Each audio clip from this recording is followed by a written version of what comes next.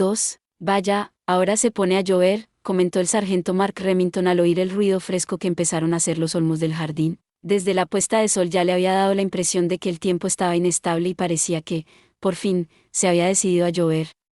A lo lejos se oía incluso el eco de los truenos. ¡Qué mala pata! Justo cuando empieza mi guardia. Y encima con el uniforme nuevo de ayer, ¿qué se le va a hacer, sargento? El deber es el deber. Lo que a mí me preocupa es que el sargento Baster y sus hombres no vuelven. ¿No le parece que tardan demasiado? Quien respondió así a las quejas de su superior fue el soldado raso Blackman, que había ascendido 3 días antes del ejército de tierra a la Guardia Real. Los guardias de uniforme rojo miraron hacia la torre del reloj con preocupación. ¿Las 9? Ya llevan 10 minutos de retraso. ¿Habrán encontrado a alguien sospechoso? ¿Estarán echando a algunos de esos periodistas tan pesados? No te preocupes, le tranquilizó el cabo Quiñe, el guardia más veterano de su unidad, sin levantar la mirada del crucigrama ni soltar su taza de chocolate caliente. Esos se huelen algo y harán lo que sea por conseguir una exclusiva sobre el estado de su majestad. Llevan rondando la puerta trasera todo el día. Los guardias de aquel puesto de vigilancia eran responsables de la zona que iba desde el jardín trasero hasta Hyde Park y las cocheras donde se guardaban los vehículos de los miembros de palacio. Por supuesto, los dispositivos de vigilancia cubrían perfectamente el área y eran imposibles de burlar, pero aún así había periodistas lo suficientemente estúpidos como para intentar saltar los muros y hacer que se disparasen las alarmas. Aquella noche, los acontecimientos de palacio estaban atrayendo muchos casos así. Su Majestad en estado crítico, murmuró Quiñe, y cerró el periódico, con la mirada perdida. Todavía no está decidido quién la sucederá, ¿verdad? Seguro que esto traerá problemas. Y encima el lío de los vampiros. ¿Qué será de este país? Será lo que sea. Remington interrumpió las reflexiones de su compañero con tono indiferente. Por supuesto, a él también le preocupaba el futuro de su país, tanto o más que a cualquier otro compatriota, pero sabía muy bien que los suspiros de los guardias no iban a cambiar nada. Lo que tenemos que hacer ahora es cumplir con nuestro deber. De la sucesión al trono y del tema de los vampiros ya se encargarán los de arriba. Venga, Quiñe, despierta a los que duermen. Cuando vuelva la unidad de Baster hay que estar preparados para entregarles el puesto y salir de aquí. Seguro que en la ciudad nos necesitarán para controlar los ánimos. Hoy hay que ir con mucho cuidado. ¿Se ha ido la luz? Preguntó alguien con voz temerosa, casi infantil. La lámpara del techo se había apagado de improviso, como si hubiera querido interrumpir las palabras de Remington. No te pongas nervioso, Blackman. Solo es un apagón. Habrá caído un rayo o algo. Enseguida se encenderán los generadores de emergencia. Espera un poco y... La frase de Remington se quedó en el aire. Sus hombres esperaron obedientes, como les había ordenado, pero la luz no volvía. Qué raro. Bueno, pues habrá que ir a ver qué pasa. Quiñe, voy a echarle una mirada al generador. Te dejo al cargo. Remington cogió su pistola y se dirigió a la puerta de atrás de la caseta. No era que le diera miedo la oscuridad, pero no podrían hacer el cambio de guardia cuando volviera a Baster si la caseta estaba a oscuras. Después de abrir la puerta de atrás se internó en la lluvia torrencial. Protegiendo la lámpara de mano de las gruesas gotas del chaparrón, Remington se acercó al panel de control. Esto sí que es raro. Hay electricidad, dijo Remington, levantando las cejas después de examinar los controles. El Palacio Real disponía de un sistema de generadores independiente de la ciudad, y la electricidad parecía correr sin problemas. Pese a ello, la caseta de vigilancia seguía a oscuras. Y no solo está. Las luces y cámaras de vigilancia del jardín estaban apagadas. Un momento.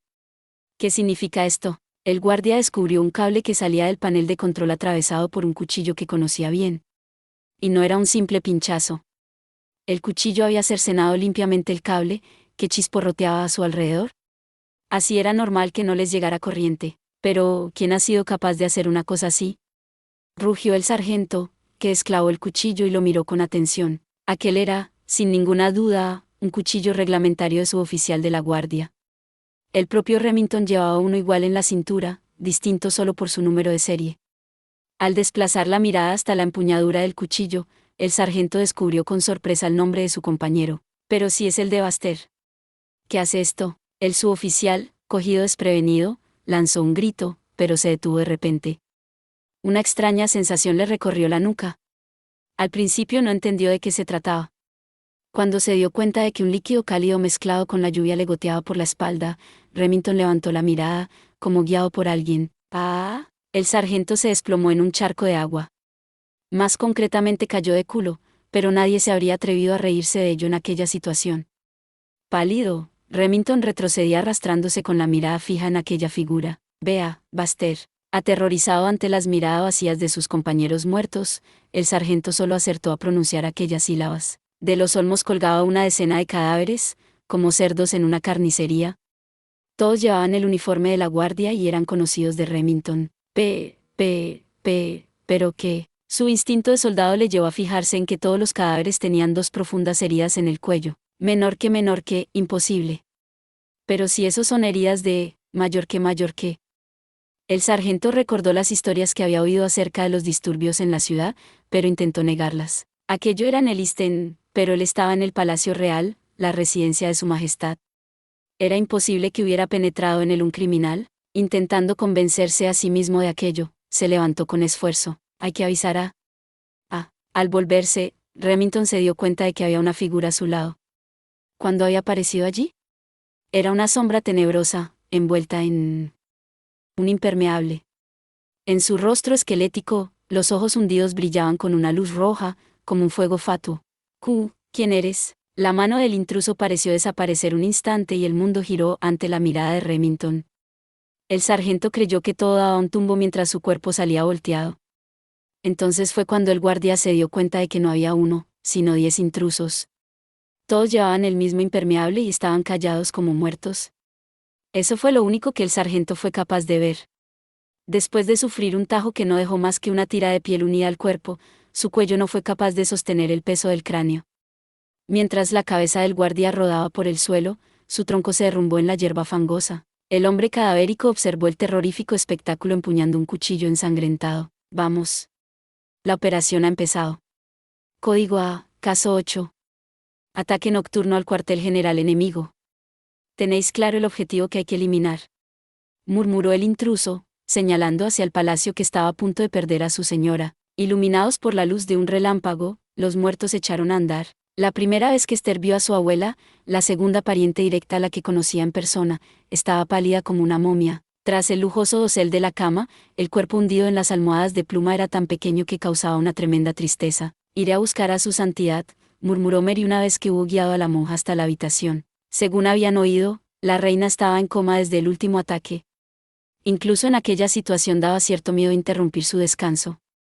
La voz de la coronel apenas rozaba el límite de lo audible. Dice el médico que muy probablemente su majestad no aguante hasta mañana. Te dejaré sola para que puedas despedirte de la abuela. Yo me encargaré de traer al papa, tú espérame aquí. ¿No te quedas conmigo?, preguntó, sorprendida, Esther. ¿Sola? ¿Quería que no habría ni médicos ni enfermeras? Aunque estuviera inconsciente, no estaba muy segura de cómo debía dirigirse a su abuela. Con una mirada suplicante, la monja dijo: Por favor, quédate aquí. Yo no sé cómo, simplemente, permanece a su lado. Eso es todo. El rostro hundido entre las almohadas no parecía en absoluto el de una mujer de 65 años. Sus profundas arrugas y su afilada nariz de bruja hacían que pareciera una anciana que sobrepasaba los 80. Solo los dientes que dejaban entrever los labios brillaban blancos y hermosos. Observando a su abuela, que apenas respiraba, Mary dejó escapar un suspiro. Ya no va a despertarse más. Lo único que podemos hacer ahora es estar a su lado, Esther. Dicen que hace 18 años esperaba tu nacimiento con muchísima ilusión. ¿Cuánto debió sufrir cuando le dijeron que el bebé había nacido muerto? Si pudiera saber que has vuelto al palacio sana y salva, seguro que se alegraría mucho. La cama estaba rodeada de máquinas, de las cuales salían unos tubos delgados que, enrollándose como espaguetis, acababan en el brazo de la anciana. Solo la ciencia la mantenía con vida. Mary le arregló los blancos cabellos con una mirada dulce, pero a la vez llena de tristeza. Tú eres su nieta, Esther, tú debes estar a su lado. ¿Y tú?, preguntó, dubitativa, Esther, que aún no se había acostumbrado del todo a tratar a su hermana con aquella familiaridad. Tú también eres su nieta. Las dos tendríamos que, no, mejor que no. Sé que ella siempre me odió. Y mucho, murmuró la oficial, vuelta hacia la anciana, con cuidado de no cruzar la mirada con Esther. Mi madre era de origen humilde. No era ni de la baja nobleza. El título de vizcondesa de Carsley se lo dio el príncipe por ser su amante. Imagino que la reina sintió que una simple plebeya le había robado su único hijo. No creo que me considerara nunca su nieta. En estos 25 años no recuerdo que me dirigiera la palabra ni una sola vez. Esther se mordió los labios al darse cuenta de que no debería haber sacado el tema. Era seguro que Mary la odiaba en aquellos momentos. Como si hubiera leído los pensamientos de su hermana, la oficial se dio la vuelta y esbozó una sonrisa. Venga, tonta, no hace falta que pongas esa cara. Tú no tienes la culpa de nada. Además, alguna vez sí que hablé con ella, cuando me ponía alguna condecoración por méritos militares, por ejemplo. ¿Esas fueron las únicas ocasiones en que nos vimos? ¿Solo, cuando te condecoraba? Esther se sintió aún peor, después de hacer a su hermana revivir aquellos recuerdos. Pese a haber sido parientes, no podían haber tenido una relación más fría. Comparándose con ellas, Esther casi tenía que decir que su propia vida había sido feliz. En István había tenido una familia, aunque no estuvieran unidos por ningún lazo de sangre. En Roma también había mucha gente que estaba siempre a su lado, como la duquesa de Milán, el padre Nictroad, la hermana Kate o el padre Icus. En comparación con la coronel, era tan feliz que se sentía incluso mal. Pero, quédate de todos modos, dijo Esther, reteniendo torpemente a Mary con la mano. Vamos a estar un rato las dos juntas con la abuela. Al fin y al cabo, somos familia. Eres muy amable, Esther. La coronel miró a Esther con una sonrisa franca, pero igualmente se deshizo de su mano, con un gesto un poco más violento de lo normal. Pero no puede ser. Como miembro de la Iglesia debería saber que la ley canónica dice que en el sacramento de la extremaunción solo debe estar presente la familia. Una hija ilegítima como yo no cuenta para la ley. Además, aún tengo trabajo que hacer. No puedo quedarme. ¿Trabajo?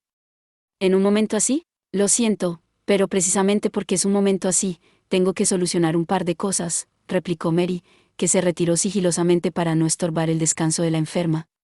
Pero añadió con voz cortante, ¿eres la única persona del mundo que tiene derecho a estar aquí?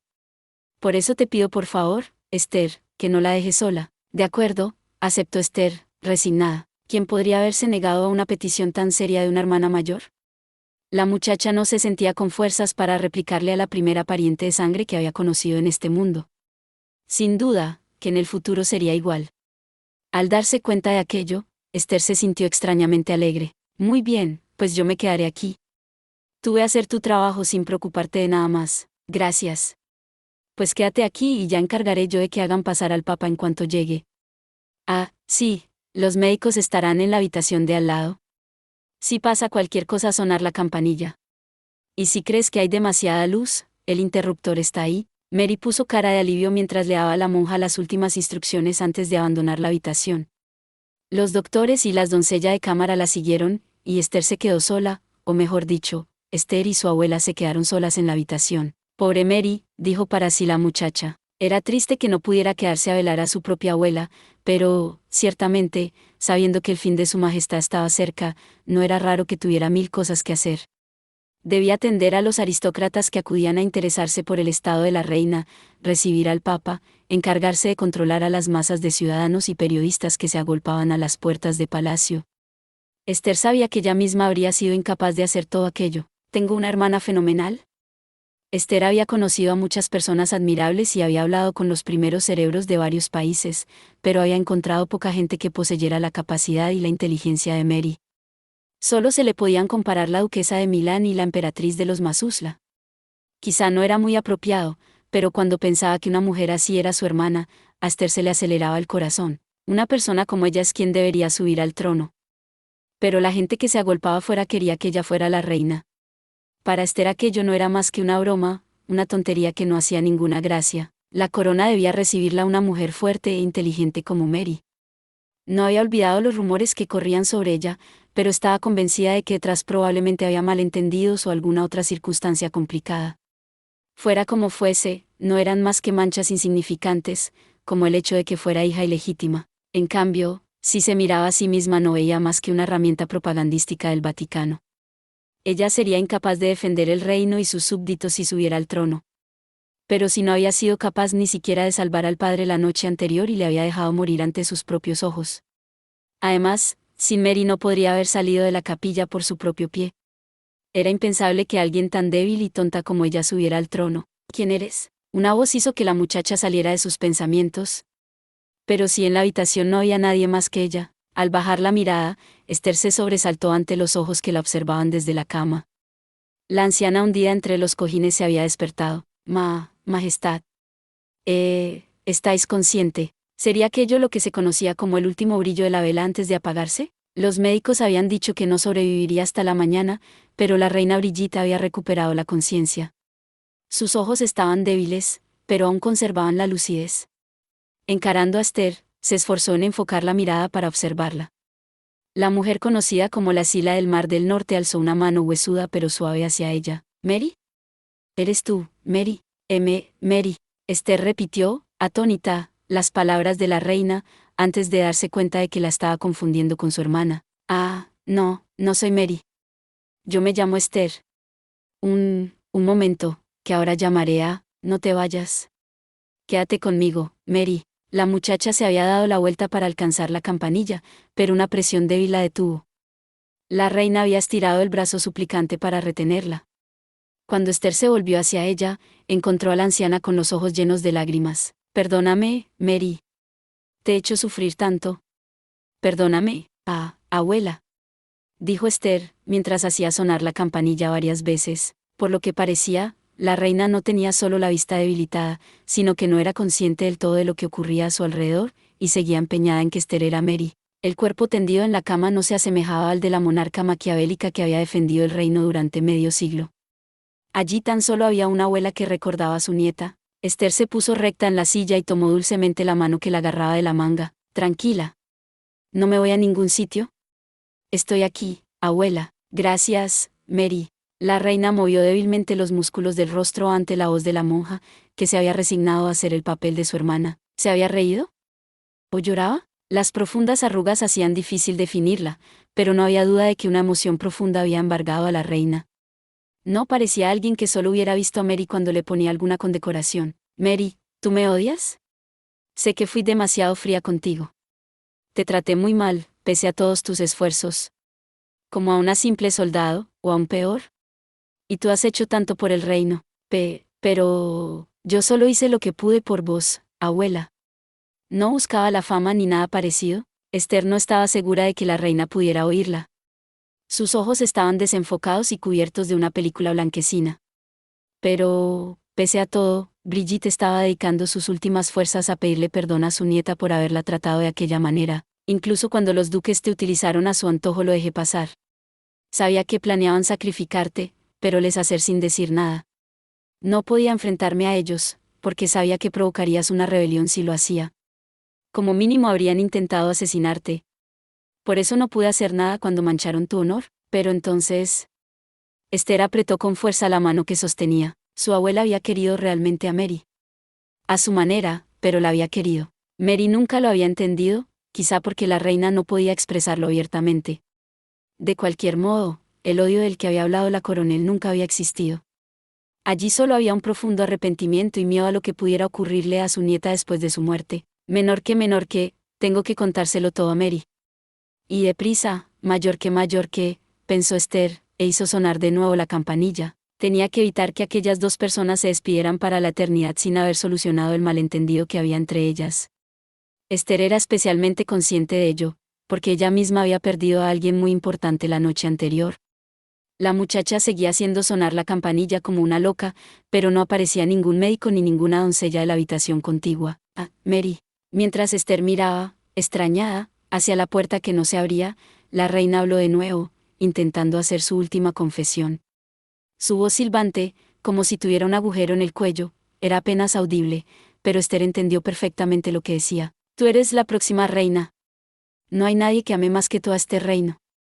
No es un trabajo fácil, pero sé que serás capaz de hacerlo.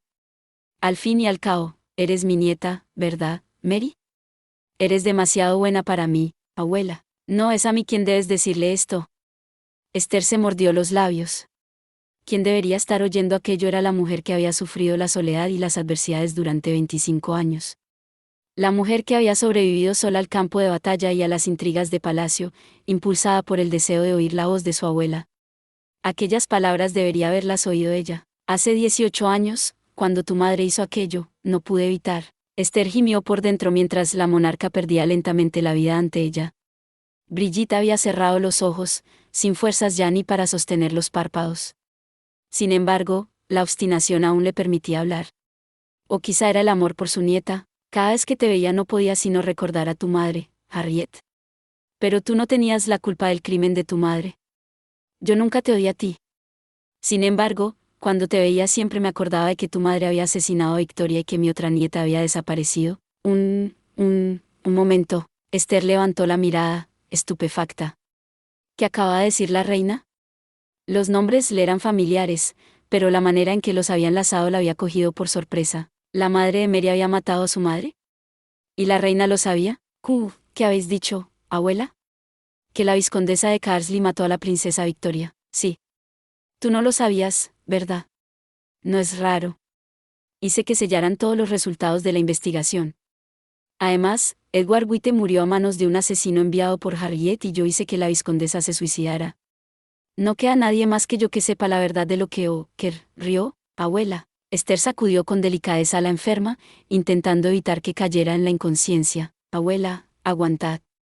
Es verdad que la vizcondesa de Carsley mató a la princesa Victoria. Entonces, ¿por qué huyó Edward White de Albion? Después de la muerte de Gilbert, Harriet estuvo planeando matar a Victoria y al bebé, para conseguir que tú subieras al trono. La respiración de la anciana era cada vez más dificultosa, y las pausas entre las palabras se alargaban. Parecía que su tráquea, cansada, fuera a cerrarse en cualquier momento, pero Brigitte se esforzó por acabar lo que tenía que decir. Al darse cuenta, Victoria buscó la ayuda de sus amigos, y logró intercambiar a su hija por el niño muerto de los White. Entonces, el marido de su amiga huyó del país con la niña. Justo después, los asesinos, a los que había contratado Victoria, la asesinaron junto a su amiga. Yo no pude hacer público esto, ni ordenar que buscaran a mi nieta desaparecida. ¿Cómo habría podido? Si lo hubiera hecho, Mary, tú, ¿yo qué? Al oír que la anciana se callaba de repente, Esther la animó a seguir hablando. Mejor dicho, tan solo empezó a mimarla, porque enseguida se detuvo ella también. Brigitte tenía la boca medio abierta, pero de allí ya no saldrían más palabras. La anciana había dejado de respirar para siempre. El electrocardiógrafo instalado al lado de la cama mostraba una línea horizontal plana. Señor, acoge a tu hija en tu seno. Esther rezó una oración mientras le cruzaba a la reina sobre el pecho las manos arrugadas. A causa de su trabajo, la muchacha había visto muchas muertes. Algunas desgraciadas, otras no tanto. Aquella era una de las más desafortunadas que había presenciado.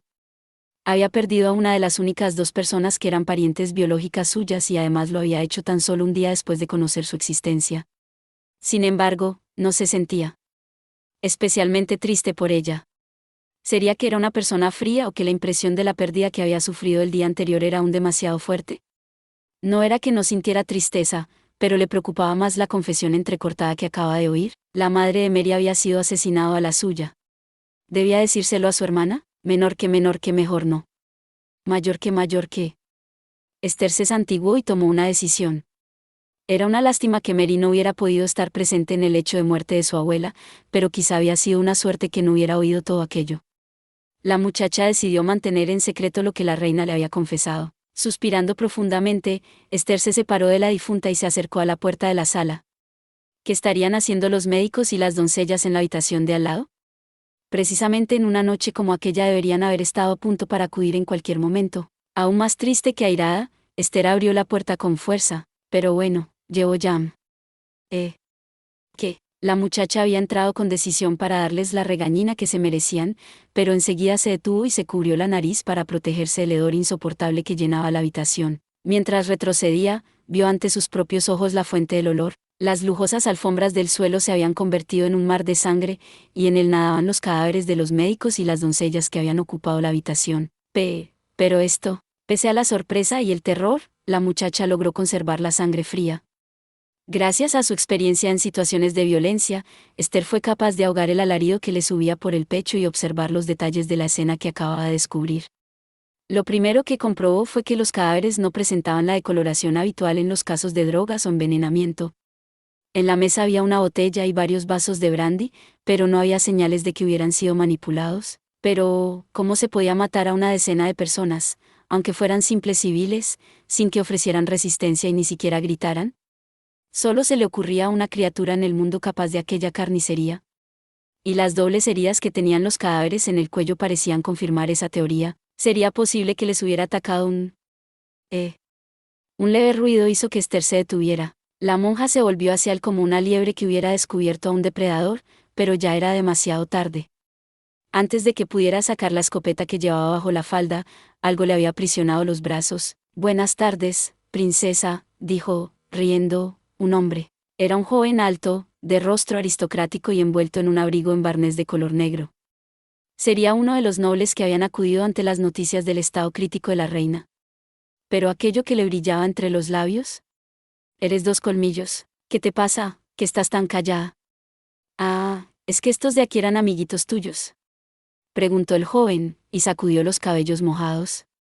No parecía sorprendido ni molesto por los cadáveres que los rodeaban ni el hedor que llenaba la sala.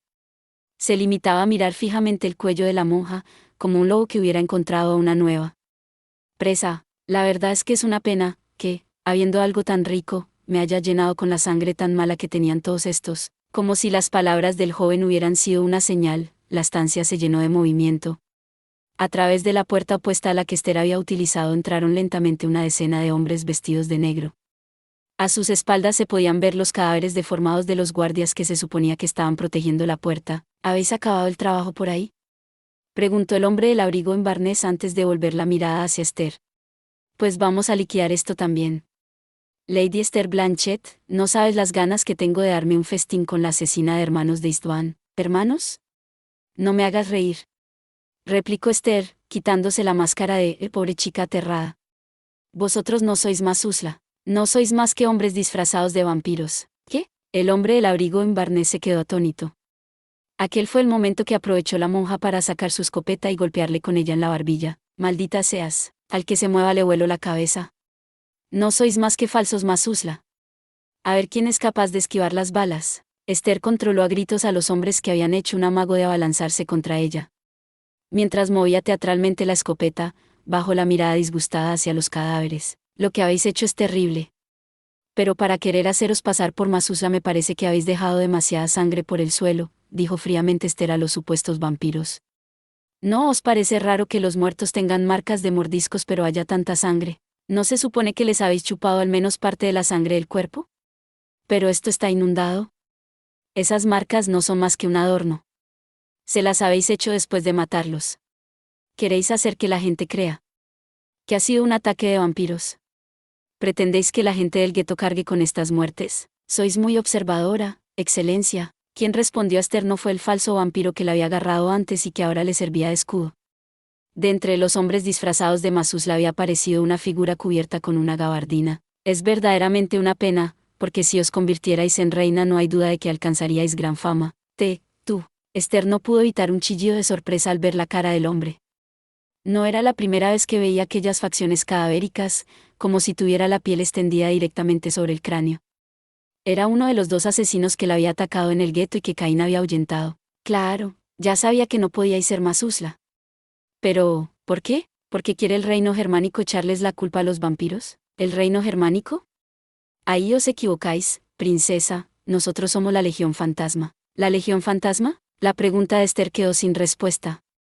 El hombre esquelético permaneció en silencio mientras se metía la mano en el bolsillo. Cuando la sacó llevaba en ella un cuchillo que brillaba como la escarcha. «Sargento Ironside, ¿estáis seguro de que?», preguntó nerviosamente uno de los hombres. «Su Majestad aún no nos ha ordenado eliminarla. Las instrucciones dicen que debemos capturarla y...». «Tienes muy buen corazón», replicó Jack el Destripador con un tono despreocupado mientras jugueteaba con el cuchillo. «Eso es lo que te hace vacilar en momentos como este. Pero no te preocupes, yo asumo la responsabilidad. Su Majestad dará el visto bueno después de la eliminación de la princesa Esther. Si no, sería demasiado peligroso». «Su Majestad». Esther parecía más preocupada por aquellas palabras que por el riesgo de perder allí mismo la vida. En aquel reino, Su Majestad solo podía referirse a Brigitte II, que acaba de expirar en la habitación de al lado. ¿De quién estaban hablando entonces aquellos hombres? «Su Majestad es nuestra reina. La reina de los muertos. La monarca de la oscuridad que nos guía», murmuró Jack el Destripador, como si hubiera adivinado las preguntas que se estaba haciendo Esther, y levantó el cuchillo. «Ahora tenemos que seguir con nuestra misión. Pero no os preocupéis, princesa. A riesgo de mi reputación, No os haré sufrir más de lo necesario. Aún no se había apagado el eco de aquellas funestas palabras cuando Esther sintió que el mundo daba un vuelco. Cuando se dio cuenta de que el hombre con el que se escudaba, que creía tener inmovilizado, la había tirado al suelo, el violento impacto le vació de aire los pulmones. Uf. La médula espinal absorbió todo el golpe y la muchacha se quedó unos instantes sin respiración. Buscando desesperadamente oxígeno, Esther se debatía abriendo la boca como un pez fuera del agua. Mientras tanto, los hombres la redujeron a una velocidad inaudita. La monja se dio cuenta de que tenían articulaciones extra en los brazos y las muñecas. «Es que tengo brazos artificiales, Excelencia», le susurró uno de los soldados, sin especial orgullo. «Cuando morí hace 2 años durante la rebelión de Percy, los brazos me quedaron inútiles. Basta de charla, soldado Hart. Además, no fuiste tú el único que murió. Todos pasamos por lo mismo», ya que el destripador avanzó lentamente mientras reñía al soldado. Al posarle a Esther el cuchillo sobre el corazón, su voz tomó un eco triste. «Es una pena, princesa Esther. Si la situación de este país fuera otra, podríais haber tenido una vida feliz. Al menos os haré morir sin dolor». El cuchillo cayó secamente. Esther cerró de manera instintiva los ojos y esperó la fría sensación del metal atravesándole el corazón. Pero el dolor nunca llegó. ¿Habría sido sincero el asesino cuando había dicho que la mataría sin dolor? ¿O era que el instante de la muerte hacía que los sentidos experimentaran el tiempo con más lentitud? Ninguna de las dos cosas era verdad. Pero que, en vez del sonido de su sangre corriendo a borbotones, Esther oyó el alarido incrédulo de Jack el Destripador. Al abrir los ojos, lo primero que vio fue un extraño brillo rosáceo. ¿Qué es eso? Parecían las entrañas de algún animal, y en circunstancias normales probablemente le habrían hecho incluso vomitar de asco. Era como un látigo de brillo gelatinoso que había salido disparado de los bajos de su hábito de monja. ¿De dónde había salido aquello? ¿Estáis bien, sargento? Uno de los vampiros, que había hecho el amago de sacar su arma, había lanzado un alarido. El látigo se había doblado y le había echado encima un líquido hediondo, espeso como una salsa. El hombre se cubrió la cara con las manos, pero entre los dedos empezó a elevarse el hedor de la carne quemada. «Cuidado. Es ácido», gritó Jack el Destripador, cuya mano también despedía un humo blanquecino. El asesino retrocedió para alejarse de Esther, pero la lluvia de ácido le perseguía.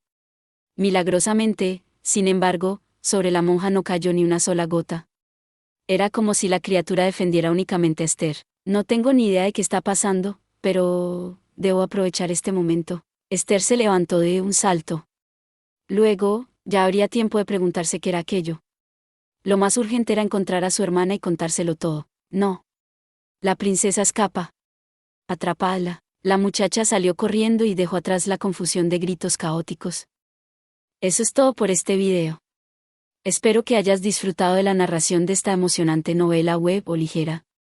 Si te gustó el video y quieres ver más contenido como este, te invito a que te suscribas y le des me gusta al video. De esta manera, me ayudas a crecer y a seguir compartiendo historias emocionantes contigo. No te pierdas ningún video más. Gracias por tu apoyo.